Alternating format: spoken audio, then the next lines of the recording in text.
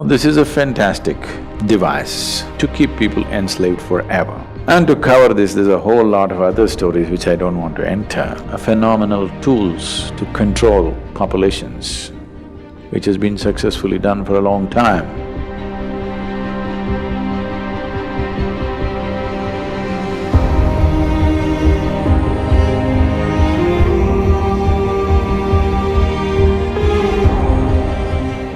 It depends on how we shaped ourselves. If we become wonderful human beings, it's one thing. If we have become an ugly manifestation of humanity, definitely it's an original sin. It's a mistake. Sin is too strong a word, maybe it's a mistake. So too many mistakes are being made in the world, no question. You claim to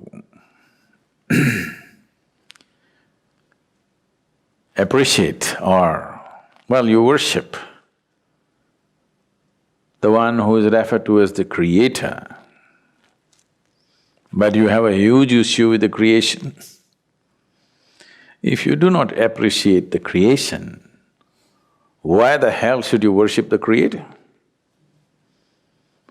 Someone who made such a bad job of this, the only way you can even be born is through sin, I think he must be banished.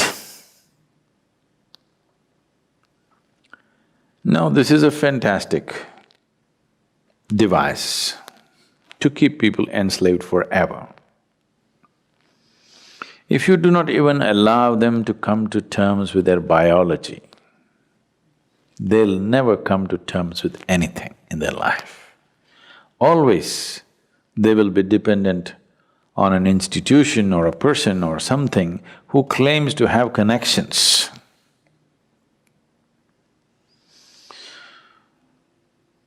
An Italian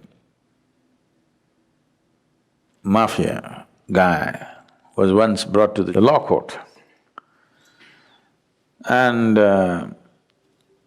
he just walked in with this fat cigar in his hand, and like this he came and sat down like he's a guest.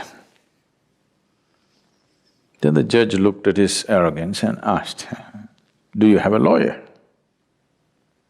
He blew the smoke out and said, "Well, I got friends in the jury."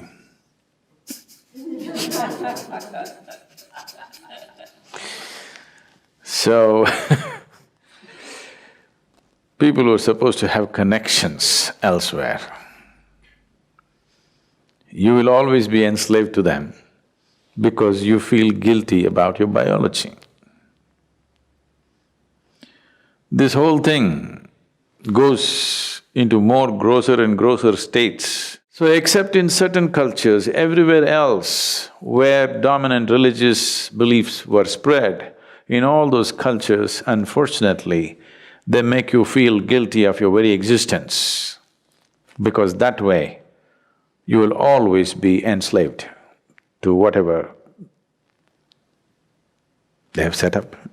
Something so fundamental as the menstrual cycles in a woman, she has to feel guilty about it and she's impure. Her existence is impure.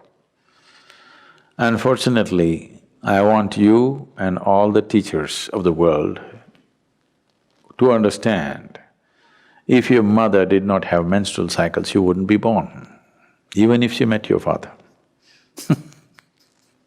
Yes. So the life-making material, unused, is what it is. And if that is impure, your very birth is impure, that's what they're anyway trying to tell you, that your birth is impure. And to cover this, there's a whole lot of other stories which I don't want to enter. Once you are not in terms with your own physical existence, you essentially will never ever be in terms with any other dimension of your life. This itself will cover you forever. This is a fantastic trick to keep you enslaved forever.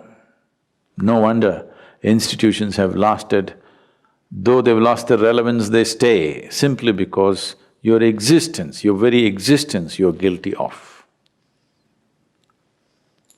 If you're guilty of your very existence, that means one or that which is the source of creation should be even more guilty. You are eternally guilty and that which has created all this must be even more carrying the burden of guilt. Guilt and fear have been a phenomenal tools to control populations, which has been successfully done for a long time. It's time this is broken.